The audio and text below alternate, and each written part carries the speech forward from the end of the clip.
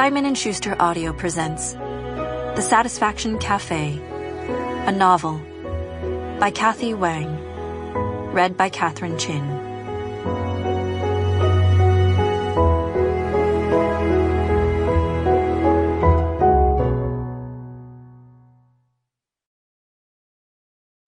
For Vivian and Daniel. 1. The Trick to a Good Marriage. Chapter 1. Joan Liang's life in America began in Palo Alto, where she lived in the attic of a 2-story home on Azalea Street. Joan did chores for the widow who owned the house in exchange for reduced rent. She never could have afforded such a nice neighborhood otherwise. She lived in that attic until she was married, and she was married for only 6 weeks before she stabbed her husband.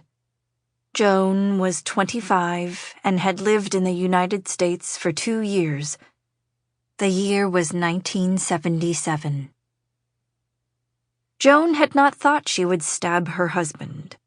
It had been an accident, sort of.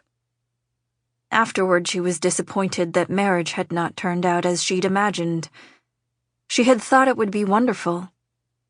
It had been, actually. Until it wasn't. Though later, Joan would wonder why she'd ever thought marriage would be so special.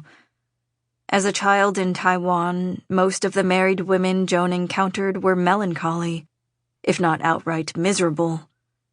Throughout her childhood, Joan's own mother had on occasion risen from the kitchen table without warning to cry with showy force into her hands. "You've ruined everything!" May would shriek if any of the children came near. And so they soon learned to keep away, which only worsened May's despondency. At least every other Saturday, Joan's father, Wang, spent the night across town in Shiling, where he kept a 2-bedroom apartment for his mistress. Joan's mother was haunted by the 2 bedrooms. It drove her nuts, May said, to think of so much empty space. "Can you imagine?" May would remark, legs crossed as she sat before her vanity. "How much lust a man must carry inside to furnish such a large place for one woman, when all 6 of us are crowded in..." Sample complete. Ready to continue?